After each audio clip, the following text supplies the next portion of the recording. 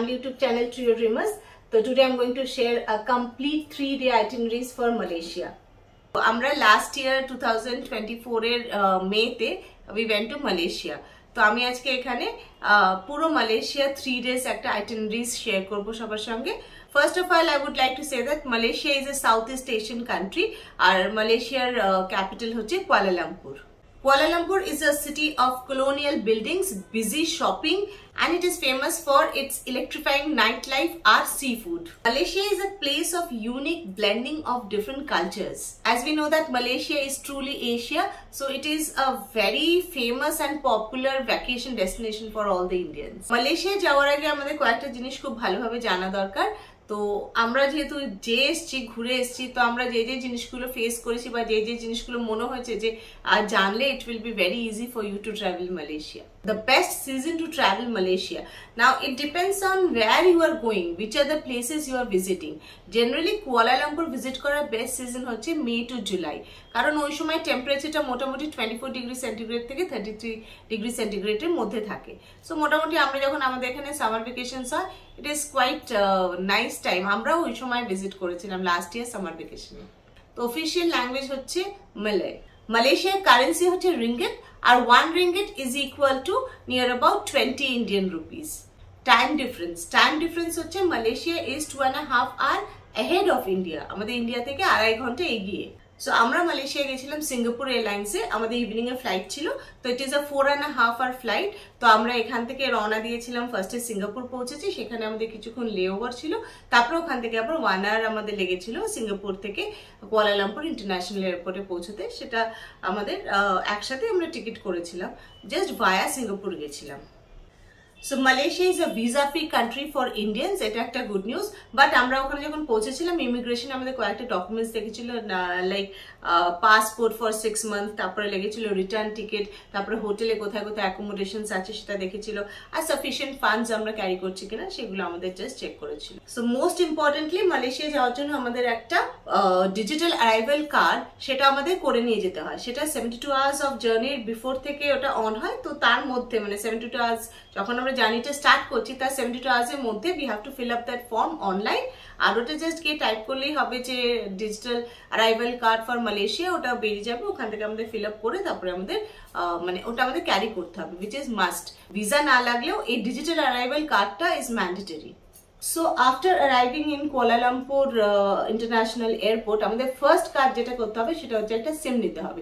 এবার সিম দু রকমের হওয়া যায়, মানে সিম আমরা আগের থেকে এখান থেকে বুক করে যেতে পারি বা ওখানে গিয়েও আমরা বুক করতে পারি। আমরা যেটা করেছিলাম, আমরা এখানে অনলাইনে আগে একটা সিম সেলকমের থ্রু দিয়ে আমরা অলরেডি বুক করে গেছিলাম। এবার আমাদের প্রবলেম যেটা হয়েছে, মানে কুয়ালালামপুর একটা মানে বিশাল বড় একটা এয়ারপোর্ট। তো আমাদের যেটা হয়েছে ওই পার্টিকুলার কার্ডের মানে আউটলেটটা, ওই সেলকমের আউটলেটটা খুঁজে বার করতে আমাদের অনেক সময় লেগে গেছে। একবার এখানে যাচ্ছি একবার ওখানে যাচ্ছি বলে এতটা বড় এরিয়াতে খুঁজে বার করতে অনেকটা টাইম লেগেছে। কিন্তু আমরা তখন দেখছি যে অনেক আরো অপশনস আছে। যদি আমরা কিনে না নিয়ে যেতাম তাহলে ওখানে গিয়ে যে কোনো জায়গায় গিয়ে দেখালেই আমাদের যে ডকুমেন্টস গুলো চাইছে দেখালেই ওখান থেকে খুব তাড়াতাড়ি পেয়ে যাওয়া যাচ্ছে। কিন্তু আমরা যেহেতু করে গেছি তাই জন্য আমরা সেটা খুঁজে কোন জায়গায় সেটা খুঁজে বার করে তারপরে সেখান থেকে আমাদের ওটাকে কালেক্ট করতে হয়েছিল। তো দুটো ওয়েজেই করা যায়, একটা হচ্ছে করে যাওয়া যায় বা ওখান থেকে গিয়েও ওটা কেনা যায়। আমরা যে সেলকমের যে সিম কার্ডটা নিয়েছিলাম সেটা আমাদের মোটামুটি 650 রুপিস লেগেছিল ইন্ডিয়ান মানিতে, আমি সব বলছি। নেক্সট লাগছে আমাদের যে এয়ারপোর্টটা, ওটা মোটামুটি সিটি থেকে 64 কিলোমিটার। তো ফার্স্ট আমাদের একটা ক্যাব বুক করতে হবে। ক্যাব বুক করে বা ওটা অপশনসও আছে, it can be done with cab, বাসে করেও যাওয়া যায় বা ওখানকার যে ট্রেন আছে, ট্রেন সিস্টেমও ভীষণ ভালো, সেই ট্রেন সিস্টেম মেট্রো করেও যাওয়া যায়। তো ওখানে দু রকম train system, LRT MRT. LRT হচ্ছে এমনি নর্মাল যে ট্রেন, আর এমআরটি হচ্ছে মেট্রো। তো এতগুলো ওয়েজ আছে আমরা এয়ারপোর্ট থেকে মেইন সিটিতে যাওয়ার। তো আমরা ক্যাব নিয়েই গেছিলাম। এবার ক্যাব বুক করার জন্য ওখানে ইনড্রাইভও আছে আমাদের এখানকার মতো। তাছাড়া আমরাও যেটা ইউজ করেছিলাম সেটা হচ্ছে গ্র্যাব অ্যাপ। সেই গ্র্যাব অ্যাপটা ভীষণ কমফর্টেবল। ওই গ্র্যাব অ্যাপ দিয়ে আমরা পুরো মালয়েশিয়ায় যেখানে যেখানে গেছি সব জায়গায় গ্র্যাব অ্যাপটা ইউজ করে আমরা ক্যাব বুক করেছি। সেই গ্র্যাব অ্যাপ করে আমরা ক্যাব করে ওই এয়ারপোর্ট থেকে সিটিতে ফার্স্টে গেছি। আমরা যেমন মেক মাই ট্রিপের থ্রু দিয়ে আমরা অলরেডি হোটেল বুক করে গেছিলাম, আমরা করেছিলাম হচ্ছে হোটেল আনকাসা। ওখানে অনেক অপশনস আছে অ্যাকর্ডিংলি, তো সেখানে বলে ক্যাব বা যেখানে ক্যাব বা ট্রেন হলেও সে জায়গাটা দেখে নিতে হবে এক্স্যাক্টলি যে কোন স্টেশনটা নামতে হবে, সেগুলো একটুখানি সার্চ করে আগে থেকে গেলে খুব সুবিধা হয়। ওখানে সিস্টেম খুব ভালো, সব ট্রেন লাইন এভরিথিং দেওয়া আছে, কালার ডিফারেন্ট ডিফারেন্ট করে। তো জাস্ট কোন জায়গা থেকে কোন জায়গায় গেলে ওই কোন স্টেশনটা কাছে পড়বে কোন হোটেলের কাছ থেকে সেটা একটু স্টাডি করে যেতে হবে। আর ক্যাবে হলে তো জাস্ট বললে ওরা ড্রপ করে দেবে, আর যেহেতু অলরেডি সিমটা নিয়ে নেওয়া হচ্ছে তো ওখানে নেট কাজ করলে তো it is very easy to find out. তো আমরা গেছিলাম হোটেল আনকাসা, ওটা আমাদের একদম সিটি সেন্টারের মধ্যেই ছিল। তো আমরা গিয়ে ওখানে চেক ইন করে নিলাম। আরেকটা কথা আমি বলতে ভুলে গেছি, সেটা হচ্ছে আমরা এই যে সারা রাত ধরে ট্রাভেল করে এসে যখন সকালবেলা আমরা পৌঁছালাম, ব্রেকফাস্টের জন্য আমরা এয়ারপোর্টেই অনেক অপশনস আছে। তো ওখানে ইন্ডিয়ান ফুডের জায়গা আছে, একটুখানি দেখে নিলে ঘুরে ওখানে ভালো ভালো জায়গা আছে আর মোটামুটি রিজনেবল প্রাইস। তো আমরা এয়ারপোর্ট থেকে খেয়েই একবার ওখান থেকে ব্রেকফাস্টটা করেই আমরা তারপরে, যেহেতু অনেকটা টাইম লেগেছে 65 কিলোমিটার্স ওখানে ট্রাভেল করতে, প্লাস প্রায় 1 আওয়ার 1.5 আওয়ার লেগেছে সিটিতে পৌঁছতে। তো একেবারে ব্রেকফাস্ট করেই আমরা ওখান থেকে ফ্রেশন আপ হয়ে একটুখানি জাস্ট ব্রাশ করে ব্রেকফাস্ট করে তারপরে আমরা একেবারে ক্যাবে করে হোটেলে গেছিলাম। এবার হোটেলে তো অলরেডি আমরা পেমেন্ট করেই গেছিলাম। একটা জিনিস ওখানে গিয়ে খুব নতুন লাগলো, সেটা হচ্ছে ওখানে গিয়ে আমাদের একটা সার্ভিস ট্যাক্স পে করতে হয়েছিল হোটেলে। সেটা হচ্ছে 10 রিঙ্গিট করে পার পারসন পার ডে আমাদের পে করতে হয়েছিল হোটেলে। এটা আমাদের কাছে একটু নিউ লেগেছে, যেটা অন্য জায়গায় লাগে না। তো আমরা যা হোটেলের চার্জ লেগেছে তার সাথে এই 10 ringgit per person per day আমাদের দিতে হয়েছে। ওটা আমাদের দিয়েই ফার্স্টে তারপরে হোটেলে আমরা এন্ট্রি নিয়েছি। So now like already it is day 1। তো সকালবেলায় আমাদের পৌঁছতে, হোটেলে এন্টার করতে এগুলোতেই কিছুটা টাইম চলে গেল। তারপরে ওখান থেকে আমরা ফ্রেশ হয়ে তারপরে খেয়ে দিয়ে একেবারে লাঞ্চ করে আমরা তারপরে ডে 1-এর ট্রিপে আমরা বেরিয়ে গেছিলাম। যেহেতু ওখানে দিনটা অনেকটা বেশ আলোটা অনেকক্ষণ থাকে তো অসুবিধা হয় না। তো আমরা যেমন ডে 1-এর হাফ ডে থেকে আমরা একটা হাফ ডে ট্যুর আর কি করে নিয়েছিলাম। তার মধ্যে ছিল কেএল টাওয়ার, আমরা ফার্স্ট গেছিলাম। সেকেন্ড আমরা গেছিলাম পেট্রোনাস টুইন্স টাওয়ার, মানে আমরা কেএলসিসি পার্কটাও ঘুরে নিয়েছিলাম ওই একই দিনে। তো এই মোটামুটি কাছাকাছি সিটির মধ্যে যে জায়গাগুলো সেই দিন কিন্তু কভার করে নিতে হবে, সেটা হচ্ছে ডে 1-এ। তো আমি আবার ডিটেলসে বলছি। যেমন ফার্স্ট হচ্ছে আমরা কেএল টাওয়ারে ফার্স্ট ডে 1-এর ফার্স্ট ডেস্টিনেশন ছিল কেএল টাওয়ার। তো সেটা আমরা গ্র্যাব অ্যাপের থ্রু দিয়ে আর কি আমরা চলে গেছিলাম ওখানে। আর গিয়ে ওখানে আমাদের 11 রিঙ্গিট লেগেছিল পৌঁছতে। So KL Tower is also known as Minara Kuala Lumpur. It is a 6-storied 421 meter আর হচ্ছে 1381 feet tall একটা telecommunication tower in Kuala Lumpur, and it is the 7th tallest tower in the whole world. So এই KL টাওয়ারের entry টিকিটটা আমরা already book করে গেছিলাম এখান থেকে অনলাইনে। আমরা সব এন্ট্রি টিকিটই মালয়েশিয়ার জন্য আমরা বুক করেছি ক্লুক অ্যাপের থ্রু দিয়ে, KLOOK ক্লুক অ্যাপের থ্রু দিয়ে আমরা সবকিছু বুক করেছিলাম। তো এটাও আমরা বুক করে গেছি। বুক করে আমাদের একটা সুবিধা হচ্ছে ওখানে গিয়ে লাইনে কোনো দাঁড়াতে হয়নি, ডিরেক্ট আমরা এন্টার করে গেছি। সো কেএল টাওয়ারের 3টে লেভেল আছে, লেভেল 1, লেভেল 2, লেভেল 3। লেভেল 1 হচ্ছে টাওয়ার ওয়াক, সেটা হচ্ছে 400 রুপিস ইন্ডিয়ান কারেন্সিতে, 400 রুপিস পার পারসন। আর লেভেল 2টা হচ্ছে অবজারভেশন ডেক, সেটা হচ্ছে 580 রুপিস করে পার হেড। আর লেভেল 3টা হচ্ছে সব থেকে টপ মোস্ট লেয়ার, সেটা হচ্ছে স্কাই ডেক আর স্কাই বক্স, যেখানে ওই ট্রান্সপারেন্ট বক্স, গ্লাস বক্স আছে, সেখানে গিয়ে পিকচার ক্লিক করা যায়, ফটো ক্লিক করা যায়, খুব ভালো ফটোজ আসে। আর ওটার প্রাইস হচ্ছে 1500 রুপিস পার হেড করে। আমরা লেভেল 3টায় গেছিলাম 1500 রুপিস করে, and it was really Assam experience. পুরো সিটিটা দেখা যাচ্ছে, দারুণ এক্সপিরিয়েন্স, একটা দারুণ ভিউ। কেএল টাওয়ার পুরো সারাদিন এক্সপ্লোর করার পরে আমরা তারপরে ওখান থেকে আবার ক্যাব নিয়ে গ্র্যাব অ্যাপের থ্রু দিয়ে বুক করে কাছাকাছি যেগুলো মানে পেট্রোনাস টুইন টাওয়ার, সেটা আমাদের ওখানে একটা পার্ক আছে কেএলসিসি পার্ক, সেখানে গিয়ে তারপরে পেট্রোনাস টুইন টাওয়ারটা আমরা সেদিনই কভার করে একদম ওটা কমপ্লিট করে তারপরে আমরা আবার হোটেলে ব্যাক করেছি। কেএলসিসি পার্ক যেটা, যেখানে পেট্রোনাস টুইন টাওয়ারটা রয়েছে, সেটা হচ্ছে একটা বিশাল বড় মল। আর সেখানে আর কি সব ধরনের ব্র্যান্ডস আর কি, বড় বড় ব্র্যান্ডসগুলো সব একটা রুফের আন্ডারে রয়েছে। ওখান থেকে গিয়ে ওখানে একটা সন্ধ্যাবেলা লাইট অ্যান্ড সাউন্ড শো হয়, তো সেটা ওখানে দেখা যায়। ওটা ফ্রি অফ কস্ট, ওটা দেখার জন্য কোনো প্রাইস মানে কোনো কিছু পে করতে হয় না, কোনো এন্ট্রি ফি নেই। জাস্ট ওখানে একটা লাইট অ্যান্ড সাউন্ড হয়, ওখানে দাঁড়িয়ে আমরা ওটা সবাই ওখানে এক্সপিরিয়েন্স করতে পারি। এগুলো করে ডে 1-এ আমরা তারপরে হোটেলে ব্যাক করতে পারি। দ্য পেট্রোনাস টুইন টাওয়ারটা হচ্ছে 452 মিটার ইন হাইট, আর এটা হচ্ছে ওয়ার্ল্ডস টলেস্ট টুইন টাওয়ার। আর এটা হচ্ছে ফ্রম গ্রাউন্ড টু টিপ হচ্ছে 1483 feet tall. So KL tower আর পেট্রোনাস টুইন টাওয়ার্স দেখে আমরা আবার সিটি সেন্টারে আমাদের যেখানে হোটেল সেখানে আমরা ব্যাক করলাম। যেহেতু মালয়েশিয়ার সন্ধ্যাবেলাটা হচ্ছে নাইট লাইফটা ভীষণ ভালো, ওখানে দারুণ ধরনের অনেক ধরনের সি ফুড ওখানে থাকে, তো উই ক্যান এনজয় দ্যাট। রাত্রিবেলা ওখানে সি ফুড এনজয় করা যায়। If anybody is interested for the night life, ওখানে জাস্ট একবার মানে জাস্ট হাঁটলেই খুব ভালো লাগবে বিভিন্ন জায়গায়।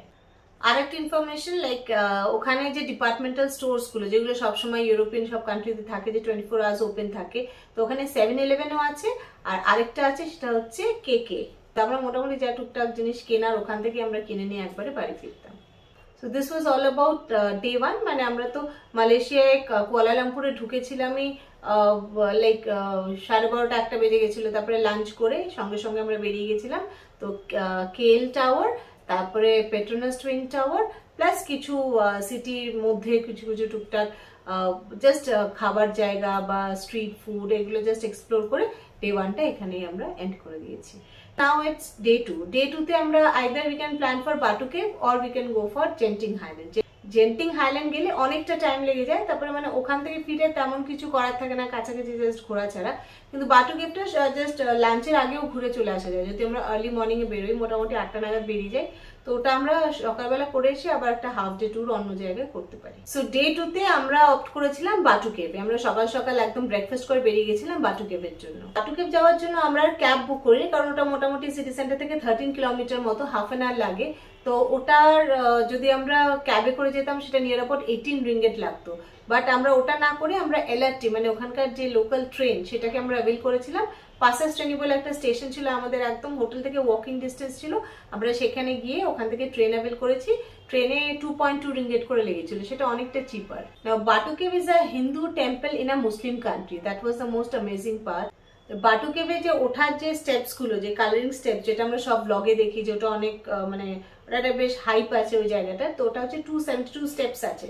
সেটা ওখানে ক্লাইম্ব করে উঠে তারপরে একটা কেভের মধ্যে গিয়ে ওখানে একটা মন্দির আছে, নিচেও কিছু কিছু জিনিস আছে, একটা ইগলের একটা বড় স্ট্যাচু আছে, হনুমানজির একটা বড় আইডল আছে, সেগুলো তো আছেই। তাছাড়াও ওই 272 স্টেপসটা যেটা ক্লাইম্ব করে, সেই কালারফুল স্টেপসটা ক্লাইম্ব করে উঠতে হয়। বাই দ্য ওয়ে একটা জিনিস জানার, ওখানে যেতে গেলে লং ড্রেস, মেয়েদের লং ড্রেস পরে যেতে হবে, মানে হাঁটুর নিচে অব্দি ড্রেস পরতে হবে, কারণ হাঁটুর উপরে যদি কোনো ড্রেস থাকে তাহলে ওরা ওখানে উঠতে দেয় না। আর উঠতে গেলে তখন ওরা ওখানে একটা শল মতো দিচ্ছে, সেটাকে মানে র্যাপ করে তারপরে যেতে হচ্ছে। সেটা রেন্ট নিতে হচ্ছে 15 রিঙ্গিট করে। তো ইটস বেটার যে একটু লং কোনো ড্রেস পরে গেলে তাহলে আর কোনো অসুবিধা নেই। তো এইটা আমরা মর্নিং এ ফার্স্ট আওয়ারে দেখে চলে এসেছি। এসে আমরা লাঞ্চ করেছি, লাঞ্চ করে আমরা চলে গেছিলাম অ্যাকোয়ারিয়া, কেএলসিসি অ্যাকোয়ারিয়া কুয়ালালামপুর। সেখানে যে আমাদের যে অ্যাকোয়ারিয়ামটা সেটা আমরা ওই দিনই দেখে নিয়েছিলাম। ওটা হচ্ছে কনভেনশন সেন্টার, ওই যেখানে আমাদের কেএলসিসি পার্ক ছিল তারই একদম নিয়ার অ্যাবাউট, ওখানে কাছাকাছি একটা জায়গা, ওখানে কনভেনশন সেন্টার, তার মধ্যেই অ্যাকোয়ারিয়া কেএলসিসি মালয়েশিয়াটা ওখানে সিচুয়েটেড। এই অ্যাকোয়ারিয়ার আর বা অ্যাকোয়ারিয়ামের টিকিটটা হচ্ছে 1100 রুপিস আমাদের ইন্ডিয়ান কারেন্সিতে। সেটা আমরা ক্লুক অ্যাপের থ্রু দিয়ে অলরেডি আগে থেকে বুক করে গেছিলাম। বুক করে গেলে একটাই সুবিধা, যে কোনো লাইন দিতে হচ্ছে না, একদম ডিরেক্ট গিয়ে জাস্ট টিকিটটা দেখালে স্ক্যান করে আমরা ঢুকে যেতে পারছিলাম। অ্যাকোয়ারিয়ামটা ভীষণ সুন্দর, খুব ভালোভাবে এক্সপ্লোর করা যায়। একটা জিনিস জানার আছে, যেমন ওখানে 12 to 3 noon অব্দি ওই সব যারা ডাইভাররা ওর ভিতরে ঢুকে আর কি ফিডিং টাইম আর কি সব ফিশদের জাস্ট ফিড করে, সেটা আমরা ওখানে দাঁড়িয়ে দেখতে পারি। কিন্তু সেটা টাইমিংটা হচ্ছে 12 to 3, তার মধ্যে গেলে আমরা ফিডিং আওয়ারটা ওখানে আমরা ক্যাচ আপ করতে পারবো, আদারওয়াইজ ওটা আমরা মিস করে যাব। অ্যাকোয়ারিয়া কেএলসিসি কুয়ালালামপুর, ওখান থেকে আমরা বেরিয়ে তারপরে ক্যাব নিয়ে আমরা চলে গেছিলাম আবার লিটল ইন্ডিয়া। লিটল ইন্ডিয়াটাও আমরা ডে 2 তে কভার করে নিয়েছিলাম। ওটা জাস্ট আমরা ওই জাস্ট সন্ধে আর বিকেলের ওই টাইমটাতে গেছিলাম, যে একদম ডে লাইটেড ভিউটা আমরা দেখেছিলাম। তারপরে অনেক লাইটিং হওয়ার পরে বেশ সুন্দর লাগছিল, ওই জায়গাটা জাস্ট ঘুরে আমরা ওই দিনই কভার করে নিয়েছিলাম। লিটল ইন্ডিয়া থেকে আমরা আবার ফেরত চলে এসেছিলাম ওই সিটি সেন্টারের ওখানে। আমাদের একদম হোটেলের পাশেই ছিল হচ্ছে চায়না টাউন, যেটা আমাদের কুয়ালালামপুরের চায়না টাউন, জালান পেটালিং। ওটা আমাদের একদম হোটেলের একদম পাশাপাশি বলা যেতে পারে, জাস্ট ফিউ স্টেপস পাশেই ছিল। তো আমরা ওখানে এসে হোটেলে গিয়ে একটু ফ্রেশন হয়ে আমরা আবার চায়না টাউনটাও সেদিনই কভার করেছি। তো ডে 2 তে ইট ওয়াজ ভেরি হ্যাপেনিং, অনেক কিছু আমরা একদিনে কভার করে নিয়েছিলাম। ফার্স্ট আমরা গেছিলাম বাটু কেভ। বাটু কেভটা পুরো ভালোভাবে এক্সপ্লোর করে ওখান থেকে ফিরে আমরা গেছিলাম অ্যাকোয়ারিয়ামে। অ্যাকোয়ারিয়াম থেকে আমরা গেছিলাম হচ্ছে লিটল ইন্ডিয়া। লিটল ইন্ডিয়া থেকে আবার আমরা ব্যাক করেছিলাম সিটিতে, সেখান থেকে আমরা রাত্রিবেলা আবার গেছিলাম চায়নাটাউন মানে জালাং পেটালিং, ওটাও ভীষণ সুন্দর একটা দেখার জায়গা। অনেক কিছু নতুন ধরনের খাবার ছিল যেটা ওখানকার অথেন্টিক খাবার, সেগুলো ওখানে টেস্ট করা যায়। টুকটাক কিছু শপিংও করা যায়, কারোর জন্য কিছু গিফট নিতে গেলে সেগুলোও নেওয়া যায়। তো এটা একটা ভালো জায়গা জাস্ট এক্সপ্লোর করা। চায়নাটাউন ঘোরার পর আমরা ওখান থেকে আমরা গেছিলাম সেন্ট্রাল মলে। এগুলো সবই সব খুব কাছাকাছি জায়গা, এগুলো আমরা সব ওয়াকিং ডিস্টেন্সে ওয়াক করে সব কভার করে নিয়েছিলাম। আর লিটল ইন্ডিয়া থেকে যখন আমরা সিটি সেন্টারে এসেছিলাম তখন সেটা শুধু আমরা ক্যাবে এসেছিলাম। তাছাড়া মোটামুটি সবই আমরা কাছাকাছি ওয়াক করে করে এক্সপ্লোর করে ঘুরে বেরিয়েছি। তো অনেকগুলো জিনিসই আমরা ডে টু ডে কভার করতে পারি। আর আমরা যদি এই সাইট সিইং গুলো আমরা যদি নিজের থেকে না গিয়ে, আমরা ওখানে হপ ইন হপ আউট বাসও আছে, সেই হপ ইন হপ আউট বাসকে ওখানে জাস্ট গিয়ে একটু খোঁজ নিলেই পাওয়া যাবে, যে হোটেলে জিজ্ঞেস করলে বলে দেবে কোথা থেকে টিকিট কাটতে হয়। সেটা টিকিট কেটে আমরা ওখানে ডে ট্যুরও করতে পারি ওদের সঙ্গে। So this was all about day 2 আইটিনারিজ গুলো আমি এখানে দিয়ে দিলাম। এবার হচ্ছে ডে 3। ডে 3 তে আমরা গেছিলাম হচ্ছে জেন্টিং হাইল্যান্ড। মালয়েশিয়া বেড়াতে গেলে সবাই জেন্টিং হাইল্যান্ড নিয়ে খুব এক্সাইটেড থাকে। তো Genting highland is near about 60 kilometre from the main city. তো জেন্টিং হাইল্যান্ড অনেক ভাবে যাওয়া যায়। যেমন জেন্টিং হাইল্যান্ডের একটা স্পট আছে, সেটা হচ্ছে স্কাইওয়ে আওয়ানা। সেখান অব্দি গিয়ে ওখান থেকে ওই স্পটটা থেকে স্কাইওয়ে আওয়ানা থেকে কেবল কারটা চালু হয়েছে, মানে ওখান থেকে আমরা কেবল কার করে যেতে পারি পুরো জেন্টিং হাইল্যান্ড স্পটটাতে। আর যদি কেউ চায় পুরোটাই ক্যাবে বা পুরোটাই বাসে করে বাই রোড যাওয়া যায়। আমরা যেহেতু ক্যাবে করে গেছিলাম ওই আওয়ানা অব্দি, তো আমাদের লেগেছিল হচ্ছে 90 রিঙ্গিট লেগেছিল আমাদের, আর পৌঁছতে লেগেছিল 1.5 আওয়ার। এটাই যদি আবার আমি বাসে যেতাম তাহলে ওটা 10 রিঙ্গিট করে পার পার্সন পড়তো। ওটা প্রায় অনেকটা হাফ, ক্যাবে গেলে অনেকটা প্রায় ডাবল লাগছে যেতে। নাও টিকিট ফর দ্য কেবল কার। কেবল কারের টিকিটটাও আমরা এখান থেকে ক্লুক অ্যাপের থ্রু দিয়ে কেটে গেছিলাম। এটা 312 রুপিস মতো পড়েছিল। আমরা যখন লাস্ট ইয়ার মে মাসে গেছিলাম তখন 312 রুপিস আপ ডাউন পুরো লেগেছিল পার পার্সন। সেটা আমরা ক্লুক অ্যাপের থ্রু দিয়ে কেটেই গেছিলাম। তো আমরা ওই আবানায় গিয়ে ওখান থেকে কেবল কার করে আমরা জেন্টিং হাইল্যান্ড গেছিলাম। আই উড সাজেস্ট দ্যাট পুরোটা কার বা বাসে না গিয়ে ওইখান থেকে কেবল কারে যাওয়ার এক্সপিরিয়েন্সটা ভীষণ সুন্দর, অনেকটা হাইটে ওঠে আর ভীষণ সুন্দর ভিউ, আর পুরো মেঘের ভিতর দিয়ে যায়। ইট ওয়াজ লাইক রিয়েলি অসম। এই যখন আমরা আবানা থেকে আমরা ওই জেন্টিং হাইল্যান্ড কেবল কারে যাচ্ছি তখন মাঝখানে একটা স্টেশন পড়ে, সেখানে একটা চাইনিজ টেম্পল আছে। ওইখানে নেমে আমরা ওখান থেকে চাইনিজ টেম্পলটা দেখে তারপরে আবার ওখান থেকে আবার ওই স্টেশন থেকে আমরা আবার কেবল কার করে জেন্টিং হাইল্যান্ড যেতে পারি।